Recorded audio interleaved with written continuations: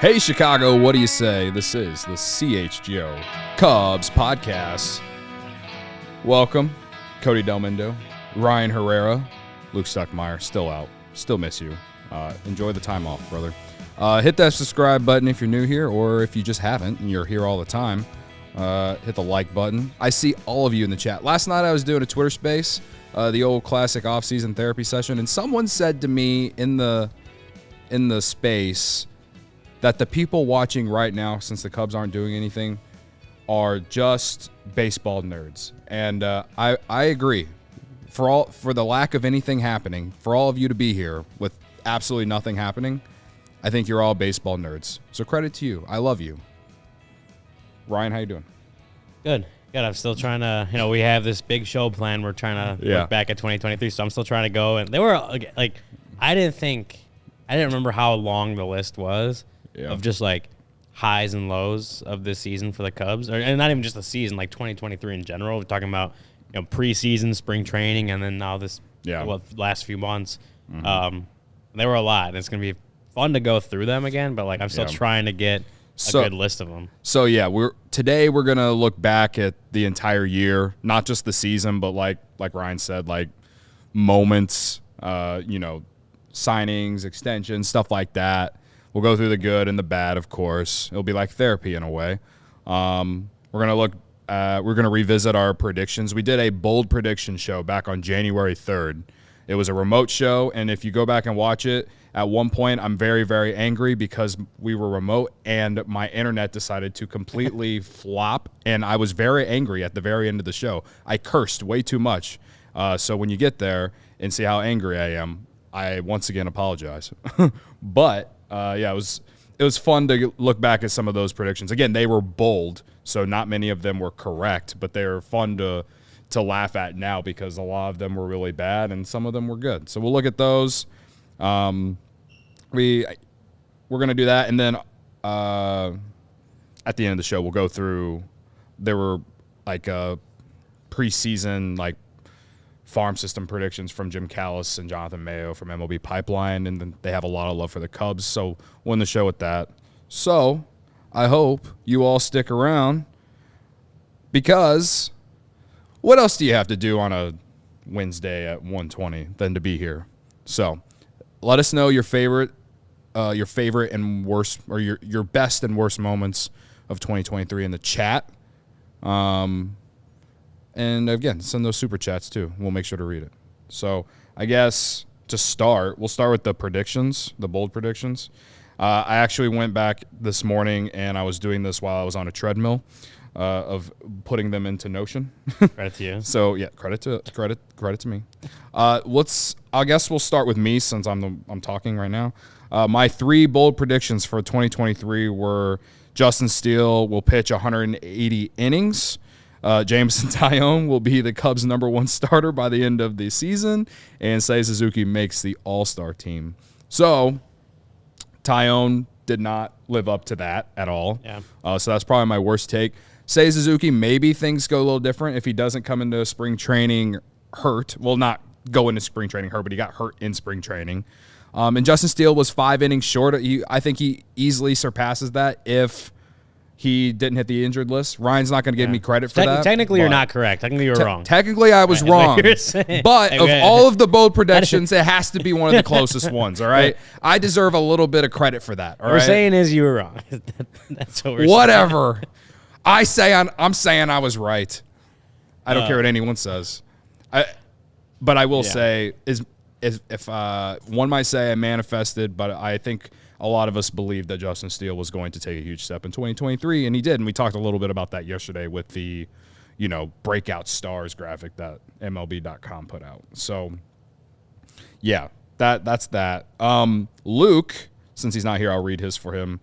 He put Kyle Hendricks leads the team in wins. Kyle Hendricks ended up having a way better year than anyone expected. Yeah. But I think Justin Steele ended up having more wins than him. Brennan Davis makes his MLB debut. He got hurt again. Did not happen. And this is probably the other closest one. Cody Bellinger, Ian Happ, and Seiya Suzuki combined for 70 homers. All three of them hit 20 plus. Yeah, I think it ended up being like 67 or 68. So he came very close, just like I did about Steele in the inning. So do you know who was second, actually? You were right with Steele for pitcher wins. Do you know who ended up second on the Cubs in wins from pitchers? I would guess Stroman. He was third with 10. Maybe it was Tyone somehow, some way. It was not Tyone. I'll give you one more guess. What the hell am I missing? Drew Smiley? It was Drew Smiley with 11. He was 11-11. Because he had that great first 2 months of the year. Yeah, he did have a really, really good first couple months, but he finished the year second on the Cubs with 11 wins. Yeah. But Cody Bellinger 26, Ian Happ 21, and Suzuki 20. So that's 67. Wow. So Luke also was not correct. He was not correct according to Ryan. But you know what? I'm willing to give him credit. No, go letter of the law. You were both wrong. You're both wrong. Whatever. Numbers. Look at the numbers. Look at the scores, box scores. You guys were wrong. But I mean, me and Luke are not letting the facts get in the way of a good story. What else do we got? You got mine? Jared was on. Thank you, Sarah. Jared, who will be joining us tomorrow, he was on that prediction show, and he predicted Cody Bellinger to hit 30 homers, which 4 short. Also was close. Technically wrong. Cody Hoyer to lead the team in saves. He got hurt again, but he looked so good in AAA. Who knows what his role would have been, but that obviously didn't come close. And then the Cubs earn the second spot of the wild card in the National League. Man, that one should have hit. That one should have hit. Pain. So he was. I mean, of all 4 of us, I would say he came the closest to. He honestly 2 out of 3 were really close. So yeah, you want to give us your 3? All right, here we go. Mine were probably the least correct of all these. As someone sitting here telling us what's right and what's wrong. You guys we're all wrong. None of ours happened. Doesn't matter that one was more wrong than the other, but Dansby Swanson. When you're wrong, you're wrong. 35 plus home runs. Did not happen. I think he ended up with like 25, something like that. Yeah. Hey, you never know. Yeah. If he didn't get hurt for those like 2 weeks. Never know what could happen. He would have gone on that home run. I could streak. do that. I could do that too. Cubs pitcher throws a no-hitter. Kyle Hendricks came Let's close. be honest. Like, they were pretty close. Hendricks had 7 2/3 no-hit innings in San Francisco. That was close. Didn't Stroman almost no-hit? Stroman had a one-hitter against the Rays. Like, I don't remember when that one hit came, but he had a one-hitter against the Rays. Drew Smiley, 7 perfect inning against the Dodgers. Like, you never know what happens. What was my third one? It was a Cubs finish ahead of the Brewers in the NL Central. That also did not happen. Now, that third one, and credit to me for giving you some partial credit in this, Ryan. All right, don't let the facts get in the way of a good story. When you said that the Cardinals were going to finish first, which they were the favorites going into next season. But your thinking in that process was that the Cubs would finish second because it looked like the favorites going into last season were Cardinals, Brewers, Cubs. So theoretically, one might say you were right because the Cubs did finish second in the division, I believe. Mm-hmm. They just didn't finish ahead of Milwaukee. Yeah. So I will give you some kudos, all right? You know what?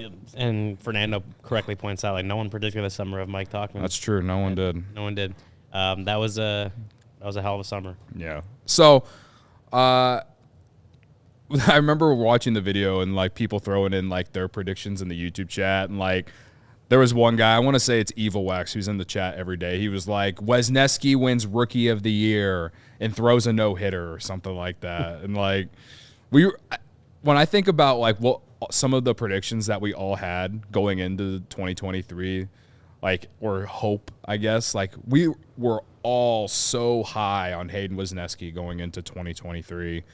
And I wouldn't say it was a complete and utter disappointment because he did have some good moments, but he certainly didn't really take control of the role the Cubs tried to give him. I mean, he was in the rotation opening day. You know what I mean? He didn't start the year in the minors. He had such a great spring training. And he just, I still have hope that he can be a guy, someone, if not a starter or a bullpen guy. I don't think he's going to be in the rotation next year based off how I think the Cubs are going to add to the roster this offseason at some point. But it was just fun to look back at some of the predictions and just think, wow, how wrong we all were. How wrong we all were. Some of us were close. Yeah, we were close. Some of us. No, but there's a reason they're called bold predictions. Yeah. Okay, like we had they're bold. After that show, Gordon Whitmire came on our show like the next day or maybe it was 2 days later, and we if anyone knows Gordon Whitmire, he is the pessimistic guy. He's the one who's always the old man yells at clouds. Old man yells at cloud. And we read like one of our 3 bold predictions to him, and he told all 3 of us that we were crazy. I think there was one that he actually laughed at. I don't remember what it was. I think he actually laughed at one of them. Like not laugh out loud, but like I think it might have been mine because he was like, no, there's no way that Steele's throwing 180 innings or whatever. Man, I don't know, but it was just fun to look back at. I think I do like, and I did a I think it was actually on New Year's Day of 2023. I did a 23 predictions for 2023. A bunch of them actually did come. I think I was actually close to 50% in some of those predictions. Some of them were bold, some of them weren't, some of them were just silly. But I did that, and those are always fun. I'm not a great predictor of things. That's why I don't like to what will it take to get this trade or to trade for this guy from this team? Because I'm like, I have no idea. I don't know what the front office of that other team is looking for, that kind of stuff. Making predictions, especially in baseball, is just so hard because as we see every single day, baseball just flips itself upside down and what you think is going to happen never happens. But I do enjoy doing those predictions. I'm going to do I'll do a 24 for 24 coming out on New Year's Day. So be on the lookout for that over at allchgo.com. But I do enjoy, especially the bold ones. I think the bold ones are kind of fun just to see how close you can actually be with those and how bold you can get, but still be kind of realistic. Yeah. No, we'll do bold predictions tomorrow for next year, and it's going to be tough because this roster isn't filled out yet. So I'm sure next year we'll all be even more wrong in some form. But yeah, no, I'm going through the YouTube chat, and Barb is not here. But Gary says bold prediction is the Cubs sign at least one major leaguer before the spring training. It's not LOL. bold, Gary. I don't think that's bold, Gary, but I get the joke. I believe the Cubs are the last team to not sign a major league player this offseason still. Because I saw that on Twitter at Bleacher Nation talking or saying that or something. Can't confirm. I just believe those guys are correct. They don't ever put out fake news. Anyway, Godfather says predictions were needed a closer, needed a third baseman, needed a first baseman. Nothing has changed. Yeah. Well, I would say things tried to change. It just didn't work out, right? Yeah. I mean, we'll have our prediction show tomorrow as well. So we'll be able to get our 2024 predictions out before the new year. But shall we get to the best moments? I was going to say today was the look. Let's change the vibes. Today was our look at the what happened in 2023. Before we predict 2024 tomorrow, today's the time to look back at 2023. And I went back and looked. And I mean, the big signings didn't happen in 2023. If we're being honest, unless something happens in the next few days, the Cubs will go through 2023 without a big signing because they signed all the signings Bellinger, James, all December. All December last 2022. December. Yeah. I mean, they had Mancini and Eric Hosmer right around the trade deadline. I think Tucker Barnhart might have come around the same time. But you mean not trade deadline? Sorry, Cubs convention. Cubs convention. Yeah. So none of their big signings actually happened in early 2023. We could celebrate the Mancini signing at CubsCon. Yeah. So, but I mean, if you want to get getting closer to the season, spring training, there was obviously one big bad thing that happened, which we'll talk about. But getting towards the end of it, and I remember, talking to Jed Hoyer and Carter Hawkins and some of those guys, Tom Ricketts in Mesa, about some of the guys in the roster and who could be in line for extensions. And one of them, of course, was Nico Horner. To kick off the season, his deal became official, I believe, the day before opening day, March 29th. Mm-hmm. Nico Horner signed his extension. Cubs lock it. It was mostly just buying out arbitration years, but they do lock in their second baseman to pair with Dansby Swanson for the next, I think it's 3 years.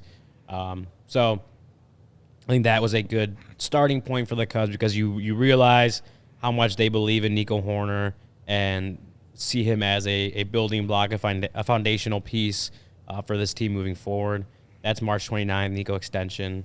It was a big deal, man. It was a big deal. It was a big deal because at the time, most of everyone here in this YouTube chat, me, hell, probably Luke, the Cubs hadn't extended a homegrown player in a while, man. They hadn't extended a homegrown player in a while. We know the narrative related to the front office and everything like that. And I know it wasn't some massive extension that kept him here for a really long time, but it was they still bought out the arbitration years. And I think that sets a good precedent for him moving forward with the Cubs once that time ends. And whether they bring him back when it's over or move on, maybe Matt Shaw takes over that spot. I don't know. But I just thought it was a big moment because the Cubs hadn't extended a homegrown player in quite a while. And with the whole narrative behind not extending Anthony Rizzo, Chris Bryant, Javi Baez, it was one of those like, whoa, they actually did it type moments. Yeah. And there were some other ones that happened until this next one, but the one I want to get to is another Nico Horner moment. Mm-hmm. April 10th, Nico Horner's walk-off against the Mariners. You had the big cowboy hat thing that happened right after that. But that was another one where it was like again, we have talked on the show. We talked on the show, our first year, 2022, about how good Nico Horner can be if he stays healthy, if he continues to improve and develop, obviously as he gets closer to his prime years and whatever. Like that Nico Horner could be a big piece for this team. And I think that was obviously very early in the season. He had a lot more to prove the rest of the season. Mm-hmm. But that walk-off hit, April 10th, that kind of felt like Nico's coming out, right? Like everyone's like, okay, like this guy could be the real deal. He may not be a superstar player for the Cubs, like their best player or anything like that, but he's going to be a very good foundational piece for the Cubs. And I think for me, that was like the coming out day for him. Absolutely. It was probably one of his biggest moments as a Cub for sure. And then something else happened the next day, I'm sure you know. Nelson Velasquez hit the grand slam in the comeback against the Mariners. Now the chat can complain about how they traded him for Jose Cuas or the fact that they just didn't play him. That's up to you. It was probably like, it felt like for the next few months that was like the biggest moment of the year. But in the moment when he hit that grand slam, I just remember feeling like something like that was going to happen. Like you could feel the Mariners blowing that lead. Like they had led like 7-3 or something like that, 7-4. I don't know. But the Cubs made this huge comeback. They go on to win against the Mariners. I think the other big moment that defined the season from April at least, Drew Smyly's 7 perfect innings on April 21st against the Dodgers. It's probably his best moment as a Cub, like best game as a Cub. That was the most unbelievable thing I think we saw all year. Like really, like it was not like Drew against the Dodgers of all teams. And we had mentioned it that Drew Smyly was pretty good for the Cubs the first couple months of the year. Obviously, his starts declined. He turned into a reliever and had some good moments towards the end of the year. But like this was right in the middle of like he was really good at this point in the year, but it was still the Dodgers versus Drew Smyly, who just doesn't like he has good stuff, but he's not the guy that's that you'd expect to throw a perfect game. He really isn't. Considering not many have been thrown in baseball history, Drew Smyly's not the first guy you think of when it comes to throwing perfect games. But he was on the money. He was striking guys out with that knuckle curve. The Dodgers couldn't touch him. It literally took a dribbler and then Yan Gomes jumping on Drew Smyly's back to get their first hit and end that perfect game.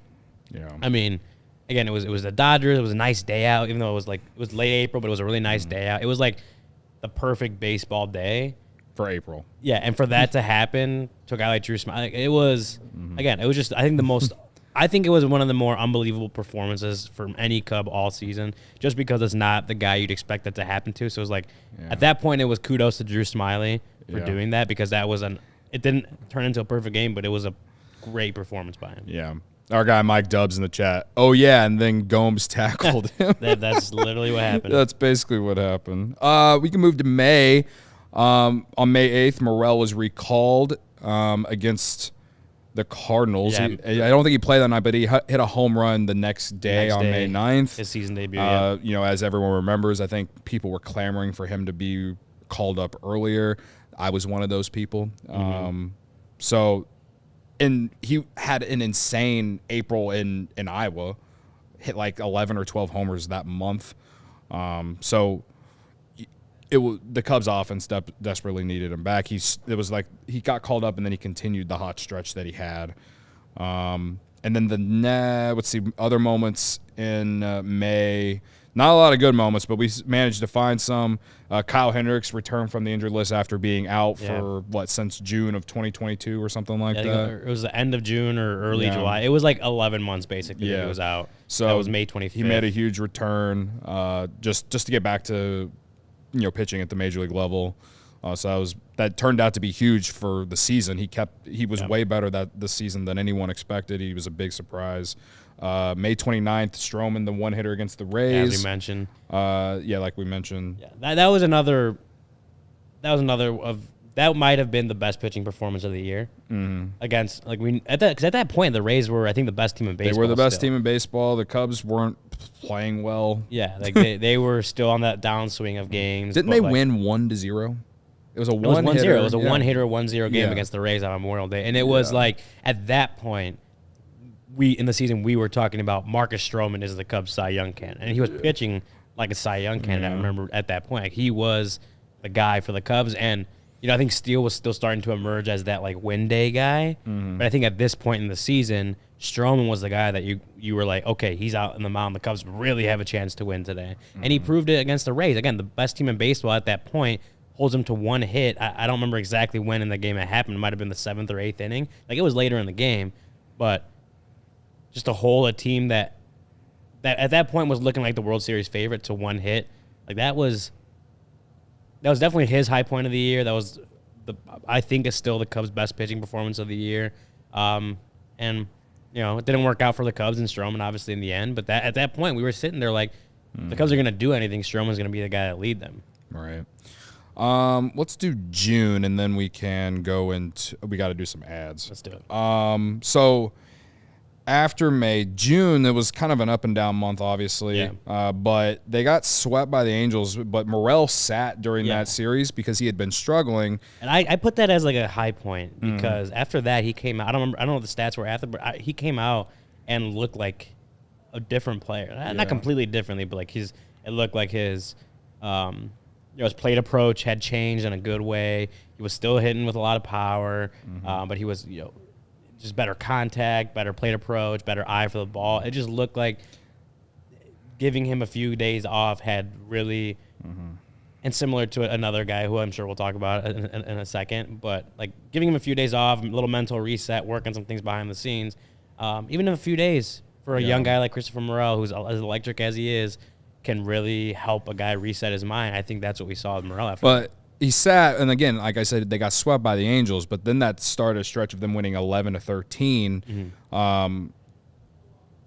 And it started with Mike Tauchman being inserted to the leadoff spot, but Kyle Hendricks throws the 7 2/3 no-hit innings against the Giants on the road. In San Francisco. Mike Tauchman makes that catch in center field. Right. I don't remember when in that game that was, but it's one that's forgotten because everyone remembers the one against St. Louis, but that catch he made at Oracle Park was unreal. Yeah, it was a great catch. And it was if Kyle Hendricks was able to finish that no-hitter, that was going to be the play, right? Every no-hitter feels like it has a play that is the defining defensive play behind it. Like, that was going to be the play because it was that. Again, he came back May 25th and then almost threw a no-hitter against the Giants right? Like just 2 a weeks handful later. of days later, right? So yeah, they won 11-13 in the month of June, went to the London series, and then we'll get into more good moments in July. I mean, there were other moments sprinkled in there. Obviously, they won 2 of 3 against the Orioles, who Yeah. I think at that point became the best team in baseball. They swept the Pirates twice. Yeah, once on the road, once at home. Yeah. There were some good moments in there, of course, but Yeah. So I think those are the ones that we'll get back to it here in a moment. Ryan, let's talk about Midtown Athletic Club and how it's like one of the greatest places in the world to go to. Yeah, I mean, anytime I get a chance to talk about Midtown Athletic Club, I like to do it because we've been there. It's awesome. We went to one Midtown location. There's actually 4 in Chicagoland. You got Palatine in the northwest suburbs, Bannockburn in the North Shore, Willowbrook in the southwest suburbs, and Midtown Athletic Club and Hotel in the middle of Bucktown and Lincoln Park. Midtown Palatine has launched actually a multi-million-dollar transformation of the club, which will be complete in early 2024, so coming up soon. Listeners can lock in favorable rates if they join before the end of the year, and that's only a few days away, so make sure you're getting on there and checking it out.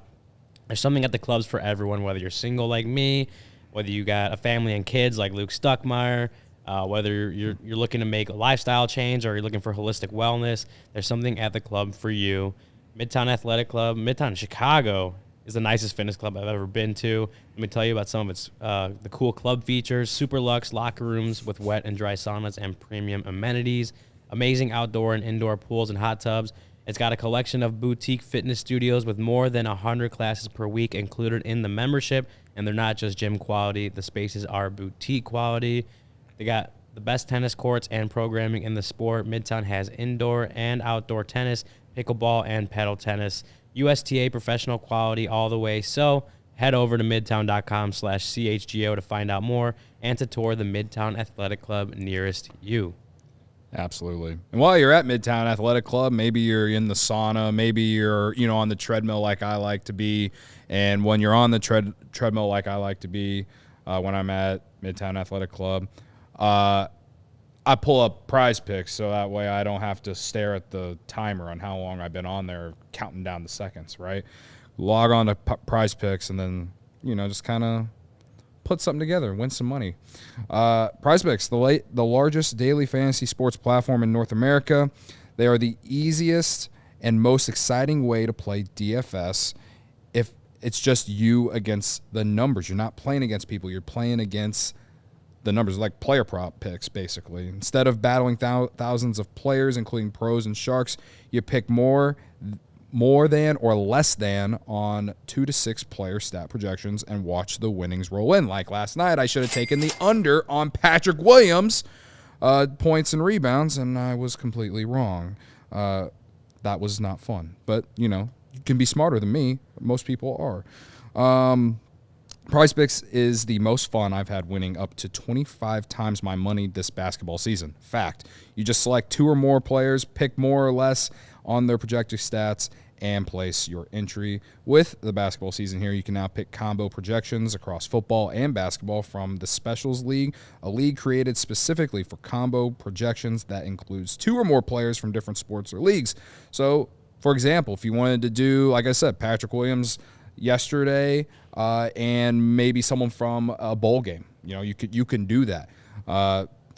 You want to do Chicago only, you can do DeMar DeRozan shooting threes and DJ Moore receptions. KU football won their bowl game yesterday, if anyone bet on that. What was the bowl game called? Guaranteed Rate Bowl. Wow. Incredible. Great game. Could have made a lot of money. Big Just giant arrow pointing down. The Pop-Tarts Bowl or whatever it was. Oh, the Pop-Tarts Bowl, That'd be baby. cool, actually. Prize Picks even offers a reboot policy so that your entries stay in play even if one of your players gets injured. For football and basketball games, if you have a player who exits the game in the first half and does not return in the second, that player is rebooted. Prize Picks is the only daily fantasy sports platform with an injury insurance policy. So if you had Cole Kmet, perhaps, in your Prize Picks entry on Sunday, he got hurt after, well, he basically went over everything that he was projected for.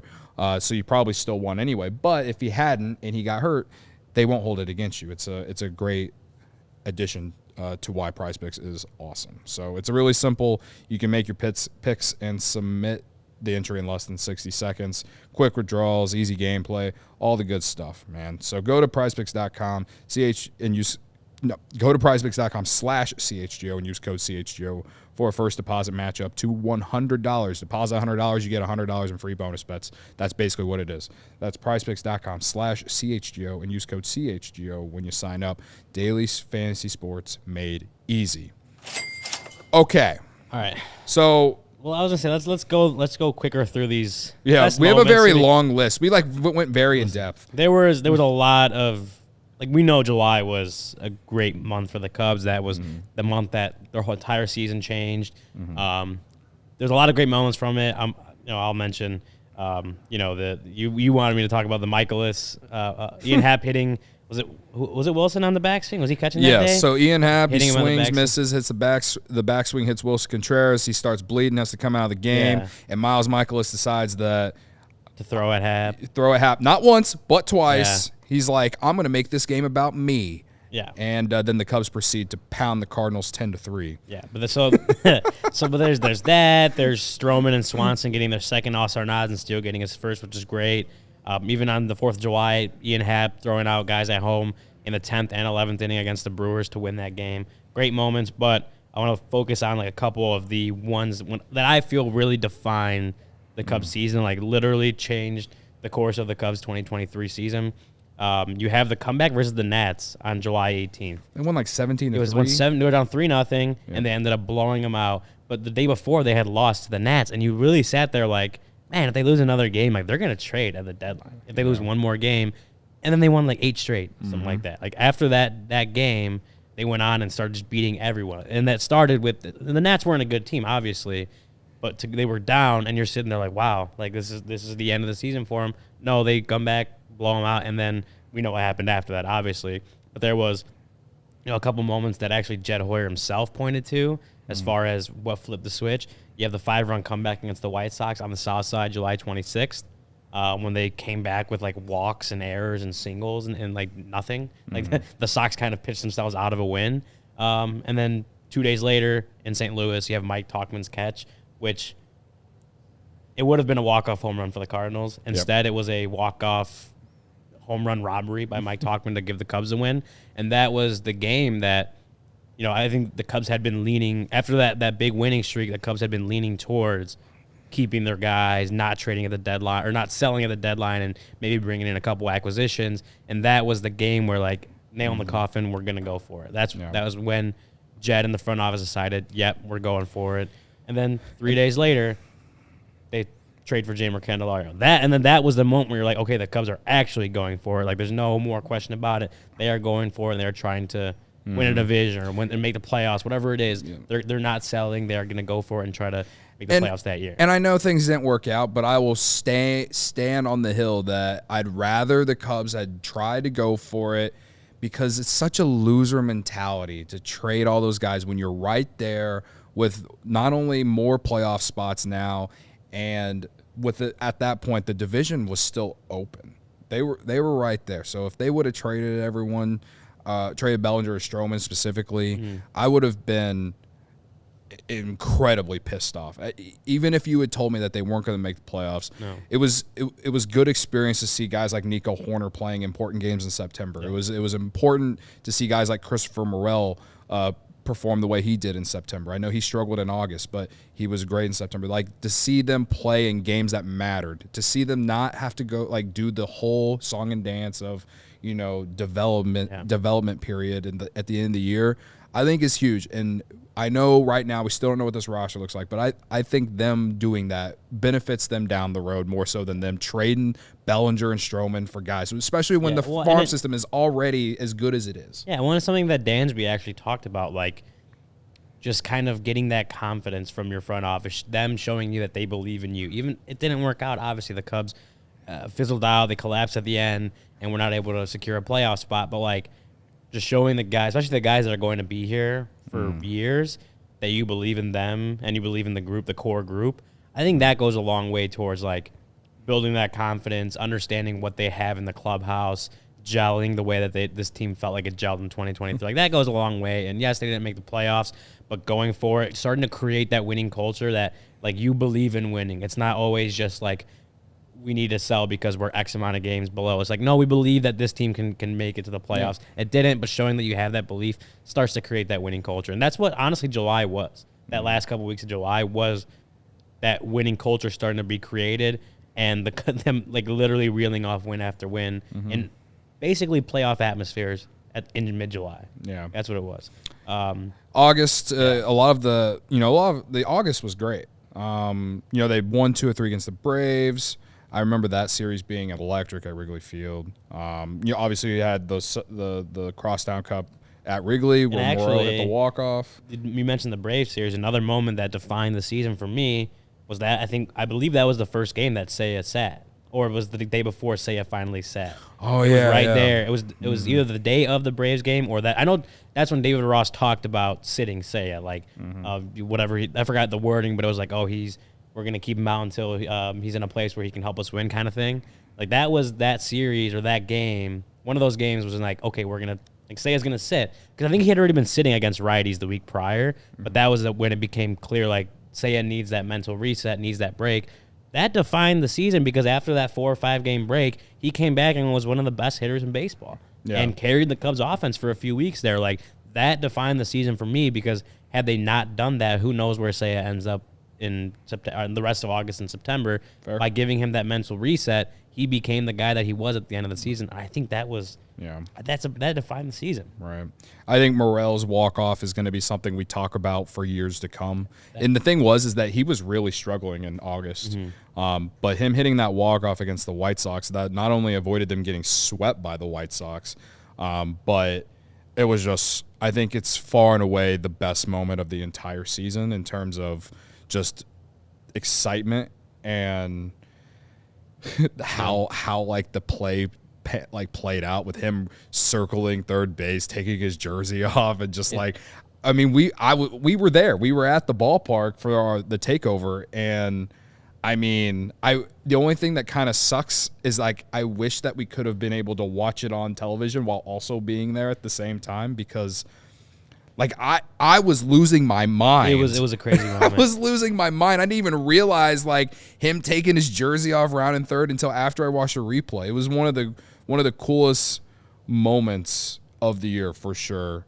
I think it might have been the most electric moment. I think it was probably the most electric moment of the year, like that. For sure. I mean, a walk-off. And that's what he does. Like that's why I'm so high on him. That's why so many people in the chat are so high on him.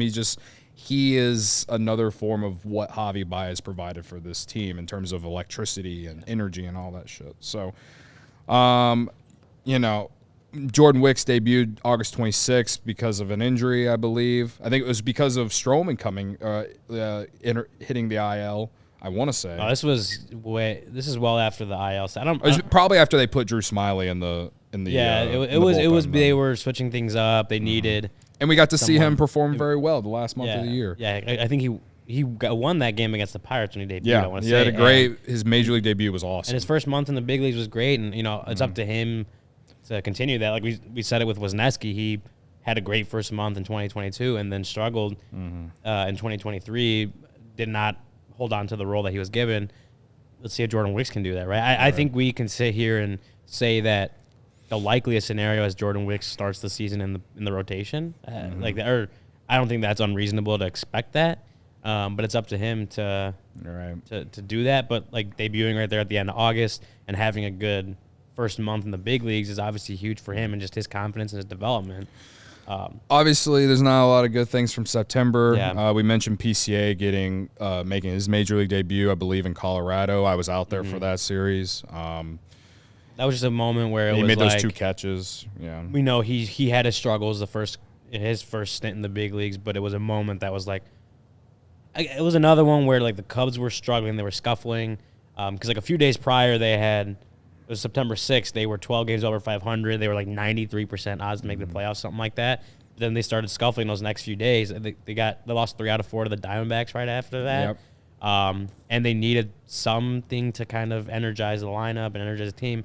and bringing up PCA, which honestly he probably wasn't ready for, and maybe in different seasons he may not have gotten brought up. But to do that, to try to inject something into the team and help out in some ways that they needed the help, I think that was another sign that this team was serious about going for it at the end of the season. I think if they had sold off at the deadline, we probably would have seen PCA earlier, but, whatever.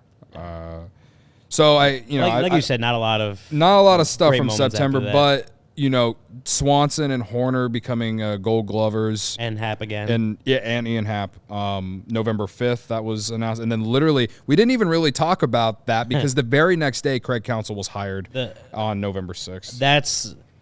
That's a moment that defines 2023, but it will define the next 5 years for the Cubs. Yeah, that's definitely more of a future thing. But it was. We still sit here and how did that happen? That just happened. Still kind of in shock that it did happen because it was out of nowhere. And so when we're talking about just overall defining 2023, not the season itself, but just the year 2023, that may be one of the biggest moments of all of 2023 for the Cubs. Yeah. Game or not, one of the biggest moments. I know the end of the year was tough, right? But we went through a lot of good things, and we're going to go through the bad things here in a moment. But I think there's a lot that happened that, to me, even right now, with the lack of anything happening, and because I still have belief that things will happen, there's a lot to like with the organization going into 2024. So, I'm not going to tell y'all how to fan, but that's how I feel because there were so many good things that happened, and I think they are on the right path in terms of developing a winning organization, a winning team, and sustained success. That's what we all want, right? Sustained success. I think that they are on that path. There were, again, September sucked, but I do think that there are good things on the way. Yeah. We'll get to the worst things here in a minute. Let's do some ads. And let me tell you, guys, it's easier for businesses to switch to electric vehicles. That's something we can all get behind for the health of the planet and for the well-being of all of us who share it. Yeah, the electric grid is evolving to meet your cleaner energy needs as we all move with confidence toward an electric tomorrow. Whether you have one delivery van or a whole fleet of shipping trucks, ComEd can help guide you to make the changes that make sense. So what should business owners do, Ryan? Go to ComEd.com/clean to learn more about the resources, Cody. That's what business owners should do. Learn more about the resources, fleet rebates, and infrastructure incentives available to help businesses go electric. If you own a business, don't wait. Start making your plan today to switch to electric vehicles. Good for business, good for the planet, good for all of us. Go to ComEd.com/clean. I was reading the chat, Ryan. Did you say ComEd.com/clean? Absolutely, Cody. That's exactly what I said. ComEd.com/clean. Go now and see how going electric connects us to a better way of doing business and a better future for generations to come. Well, I'll do that while I have some Goose Island. Yeah, I was going to say, you know what else is good for future generations to come is Goose Island. CHGO is supported by Goose Island Beer Company. Goose Island Beer Company, Chicago's beer since 1988. Take a look at that beer roster. The Cubs roster may not be looking as great right now, but we know the beer roster from Goose Island is amazing. Oktoberfest, the Beer Hug family, the 312 Wheat Ale, which is my Goose Island beer of choice. The Full Pocket Pills. Yes. Once we get back to doing beer bats and I miss them. during I the miss season, the beer bats. that would be Cody's beer of choice, the Full Pocket Pills. Sarah, what's your favorite Goose Island? I'm a 312 girl. There we go. Yeah, I just like it's easy to drink, Yeah. tastes good. It's at every single event. Or it's Old Faithful. Yeah, and it's at United. It's everywhere. It's everywhere. Yeah. So grab ultra fresh brewery exclusive beers at Goose Island's original brew house from their tap room on Fulton Street in Westtown. Goose Island Beer Company, Chicago's beer. Gotta love it. One more thing on the positives, like the best moments, the fun moments, the good moments from 2023.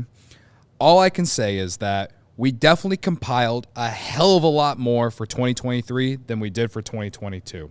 I remember when we looked at the best moments of 2022, we were like, oh, when Alfonso Soriano showed up at Wrigley wearing the Hot Dad summer shirt, all right? Yeah. Like, there... Or like the ice cream socials. Eating ice cream. Like, yeah, we had having time to go get ice cream. How this podcast did content in 2022 is one of the wildest things that I'll ever remember. But at least in 2023, the team itself was a lot more fun to watch. That said, there were also bad moments because they didn't make playoffs, right? Yeah. So what? It's 208. we're probably going to have to move some of the prospect stuff that we said we were going to talk about to tomorrow. But Let's go through it. let's go through what we got. April is actually a good month. Let's say pre-April. If we're going back to beginning of spring training, Seiya Suzuki's oblique injury and missing all of spring training, eventually missing the first few weeks of the season. Like, that was obviously a bad note to start the season. And is a big reason why he wasn't the all-star that I was hoping or that I predicted, right? He did have a good May, but obviously, like we said yesterday, he had consistency problems. But it obviously showed early issues with the Cubs because they had multiple issues out in right field, whether it was Miles Mastrobuoni not diving for that ball in whatever game it was the first week of the year, Trey Mancini's like missed plays in right field as well. Like they could not find someone to play right field when Seiya Suzuki was out. And so that's something that I don't think they'll have an issue with next year if, knock on wood, Seiya Suzuki has to miss some time again. But when you think about moments that kind of, I think you can look back and think, maybe if they won this game, they make the playoffs. Michael Fulmer blowing that game against the Dodgers in L.A.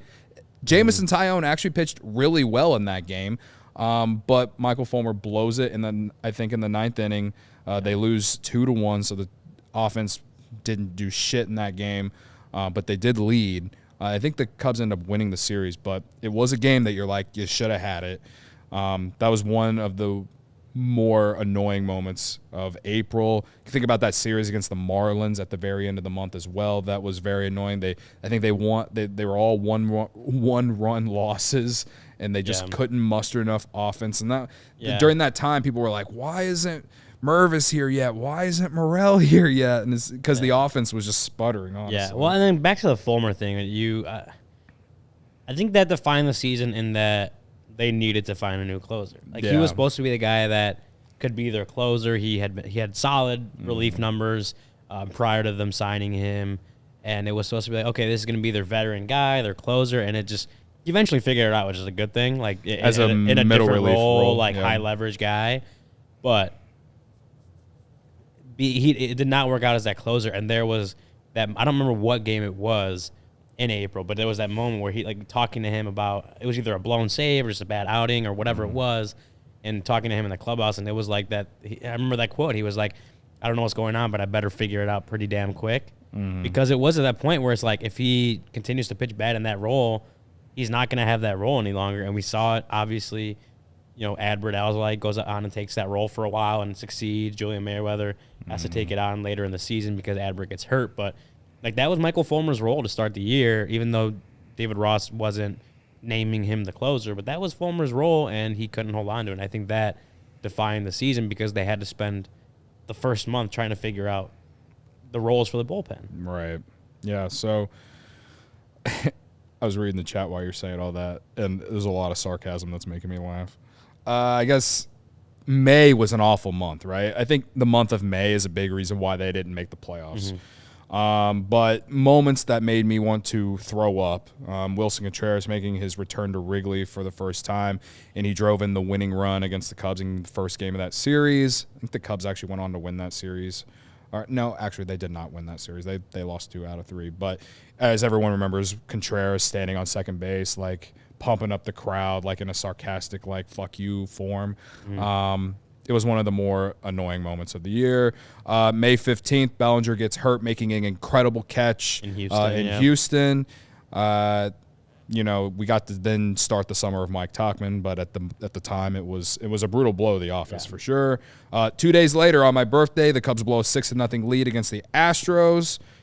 My guy Keegan Thompson gives up the lead. It was one of the more I want to forget my birthday, my 32nd birthday ever. Was that your first, or was that your worst birthday? It's of recent memory for sure. It was almost like I deserved it because the year before Morel hit it, like it was when Morel made his major league debut and hit that homer in his first at bat. And Hughes. And Brandon Hughes, right? So it was like so maybe next year when I turn 33, it'll be a little bit more even. Like maybe the Cubs just win and there's no incredible moment, right? May 28th, it was one of the worst series of the year.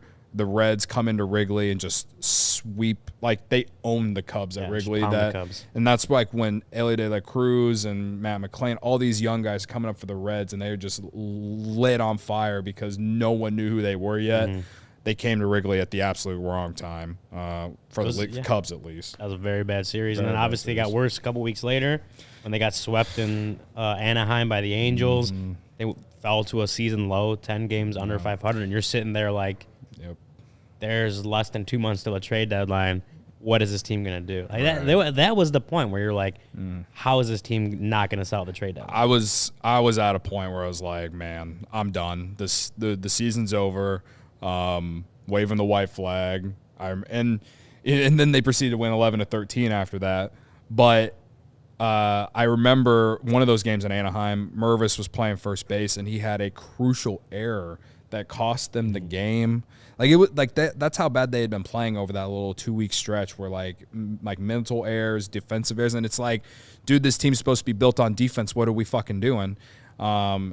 And so that was some of the worst baseball of the year. It was like from the mid to late May all the way into like that first couple weeks of June. I felt like they were not playing well. It was that point again. It was that point where you're like, wow, this team doesn't have it. But I think we even still sat here and we're at the point where we're still saying like, this team shouldn't be this bad. Like this team is better than what they're showing out there because they have better talent than what we were all pretty surprised that it was as bad as it was. Yeah, and obviously we were a little surprised that it got as good as it did because it was a complete 180 in the season. And so like I think it's kind of one way it defines the season is the fact that there were a lot of highs like we talked about for the first half of the show, and then there were a lot of lows. Like there was no middling ground with this team. They were either the best team on the planet or the worst team on the planet.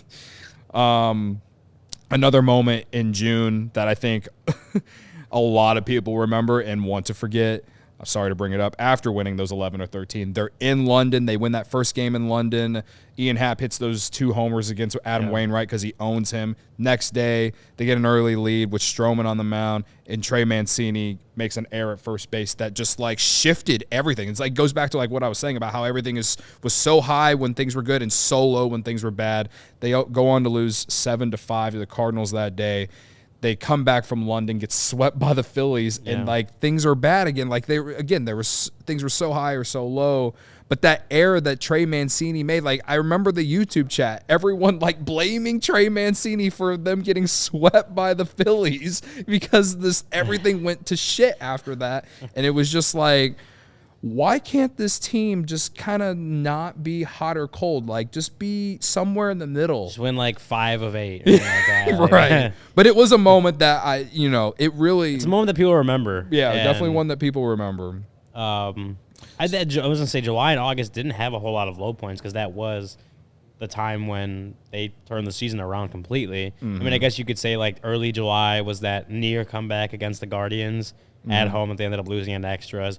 I was going to say, I said May 18th that the slaughtering the Nationals was a moment that defined the season. July 17th, the day before, was a moment that could have defined the season. That's when they lost to the Nationals to open that series, and you're like, literally one more loss, and they're probably selling at the deadline. Yeah, after they lost 2 or 3 of the Red Sox, like the first weekend after the All-Star break. Yeah, you're literally sitting there on July 17th, you're like, they can't lose to the Nationals. They can't lose a series to the Nationals. If they do, this team is toast and they're selling at the deadline.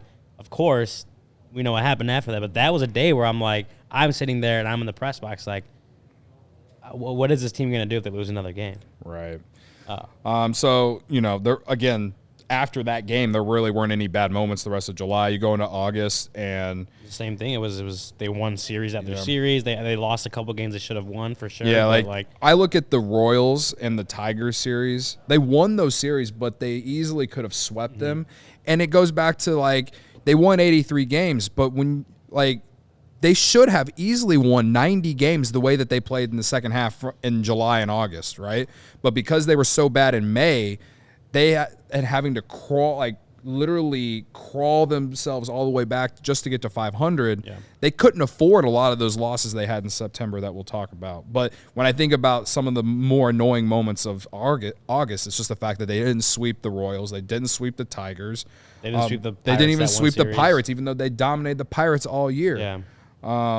Well, I mean, the White Sox, they lost that one game to the White Sox at Yeah. home before taking the second one. with the Morel walk-off. Yeah, so that was a point I remember we did talk about that. It was like they can't sweep these teams. Like they were winning. They won like 8 straight series or something like that. Like they were doing well, and that obviously helped them get back into the race. But they weren't like they couldn't sweep anyone. They were like, when is this team going to really break out? Right. They eventually did that against the Giants in September, as I mentioned. Like that was when they got the 12 games over 500, their best shot at a playoff. Even at the beginning of September, remember they called up Alexander Canario. They had to play that doubleheader, and they didn't play Alexander Canario at all in that game or that 2-game like that doubleheader. And it like they easily could have won those games. They were both of them. They won the first one 6-2, I believe.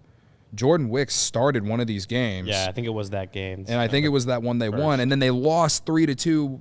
I think Leiter blew the game in the 9th inning. Yeah, because ALLCITY was hurt. Was it Adbert blew one, and the next day Mark Leiter blew it? I think is how it went down. They lost 2-3 in that second of the doubleheader, and then they lost 2-1 the next day against the Reds. Yeah. They won the. They ended up splitting the series, winning on Sunday the 3rd, winning 15-7. But like those 2 games at the beginning of September, when they lost 2-1, blowing the game on Saturday, and then the second game of that doubleheader, I mean, there were one-run losses like that. Honestly, in some form, it was like kind of like signaling of what was going to happen in September. Yeah, I mean, I think we could sit here and spend a whole hour on the low moments of September. Losing those first 3 or 4 to the Diamondbacks at home, losing a series, just in getting Colorado. dominated by the Diamondbacks in general. Losing the series in Colorado, it's just like it felt like a series you absolutely couldn't lose. Losing a series to the Pirates at home, I believe that spawned the David Ross like that. That team isn't a good team or something like that. Against the Pirates, like we didn't lose to a good team over there, something like that. But it spawned that quote. But it was like they lost 2 or 3 to the Pirates when they badly needed to win a series. Yeah, and then I mean, the Seiya Suzuki drop ball. The Suzuki drop ball. I mean, I think that's one of the moments that defines the season. Even though they didn't lose that game because of Seiya Suzuki, they didn't not make the playoffs because of Seiya Suzuki. What we all are going to remember. But it is a moment that people remember it. People remember for a while. When you think of 2023 and the Cubs collapsing and not making the playoffs, like that's just a moment that sticks out as like because if you break it down, the Braves took the lead on that play. Sure, if you want to look at it that way, they lost because Seiya Suzuki didn't catch the ball. It wasn't his fault they lost that game or didn't make the playoffs, but it was a moment that like you remember, like you're just gonna remember about this season that the Seiya Suzuki catch. People will remember that one. Unfortunately. And then, I mean, just getting swept by the Braves. Was it September 30th? There are 2 games against the Braves at least where they should have won. They had it. And then I think the lowest of the low points of the season was September 30th, being eliminated from the playoffs. Yeah. I would say, to me, the lowest of low, and it's because I was at the game, was that second game in Arizona when they lost 7-6 in extras to the Diamondbacks. The ball that ricocheted off Hayden Wisniewski, and Dansby Swanson let the ball drop, and he didn't make the out at first, which allowed the Diamondbacks, I believe, to tie the game in extras, and then they go on to win in that same inning. And there were multiple innings in that game where the Cubs could have scored more runs and won by multiple runs. I can't even blame the bullpen for that game. I remember the bullpen being incredible. Like Marcus Stroman came back from injury and came out of the bullpen. Something like that, or an inning. And they did everything possible. Drew Smiley came out of the bullpen in that game with bases loaded, less than 2 outs, and somehow got out of it to extend the game. Yeah. The offense, that's why I've been so high or so big on we need to make the offense better right now or for next year, because like Jed Hoyer said, I think at one point last offseason, good teams blow teams out. Yeah. Right? And I think just the amount of luck you let come into play in close games. The story of the 2023 Cubs was that outside of them being hot or cold, but it to me was just like they just didn't get have a consistent offense to me. Yeah. And that's the story of the 2023 Cubs. But like I said, for me, the lowest point for the Cubs is the being eliminated from the play, because that's when the season's over. I get where you're coming from. Like there were some really bad, like heartbreaking losses for the Cubs this year for sure. But it's like when your season ends, it doesn't. To me, you can't get much lower than that. When your season comes to an end, unless your season ends and you're the World Series champion, you can't get much lower than that. So Yeah. I think that even though they won that game against Milwaukee, being eliminated from the playoffs that day was the lowest of the lows. And, I guess everybody in the chat will tell us this whole offseason so far has been a low point of 2023 Yeah. because they haven't signed anyone outside yet. of hiring counsel, right? Yeah. Listen, Jorge Alfaro, he's going to be a great third backup catcher. But I like this exercise that we did because it just kind of shows you that if you're not a team that's at like the Braves caliber or all these other teams, for a Cubs team that we said was like a 500-ish team on paper with like the ability to go a few games in either direction, which ended up coming true. Like I think we could have expected there to be a lot of high points and a lot of low points for a team that's coming out of a rebuild. You got young players still trying to get their feet wet in the major leagues. You got some new players as Dansby Swanson and Cody Bellinger joining the lineup. Like, there were going to be some extreme points, and obviously you wanted to limit the extreme low points for sure. Weren't completely able to do that and didn't make the playoffs. But I think, looking back at the high points, the low points, the moments that define 2023, just kind of, I don't know. I think that's, for me, as in my role, like, that's the fun of baseball, is like just seeing the fans, obviously seeing the team, the coaching staff, just riding the highs and the lows of the season, because you go through them every single year. Unless you're a team that's going to win 100+ games and know that you're making the playoffs, like, you're gonna be riding highs and lows throughout a long 162 game season. So it's always interesting to see what those moments are. For sure. No, yeah. We got to get out of here, so we can talk a little bit more about this tomorrow. I wanted to mention a few chats related to what we're talking about. I was going to say, you're not talking about Fernando's. Did Ryan get any new Hawaiian shirts for Christmas? Did not get any new Hawaiian shirts for Christmas, but those should be coming in the near future. There's another chat in here that I wanted to talk about. Someone, I can't remember who it was, but they asked what your record was in games you attended. Bruh, it started bad, and then it got really good, and then it tanked. And the thing was, is all of them, they lost every single game I went to. They lost every single game I went to in September, man. Like, you can't keep me out of Wrigley Field. I'm sorry. That's why Jed's got to make the team better. So here's the hoping that he freaking does it. All right, so we were gonna talk about Jim Callis and Jonathan Mayo's prospect predictions for the entire league. There's a lot of love for the Cubs in that for 2024. We can do that tomorrow. We're gonna do our bold predictions for next season too tomorrow. Yeah, Jared will be here. Yeah, Jared Wilson will be here. So make sure you tune in with us.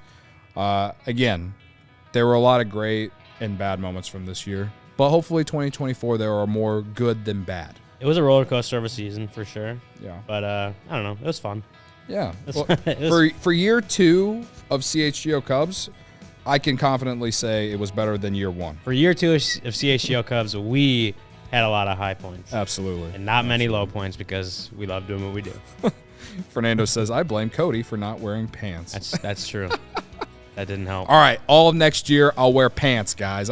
Even though I did wear pants, but these damn couches make it look like I wasn't. Even in 100-degree weather, you got to wear pants. Y'all better give me a lot of credit whenever I do that, all right, we'll be back here tomorrow, 1:20. Thanks for checking out the CHGO Cubs podcast. We'll see you tomorrow. Bye. We all silly like the mayor.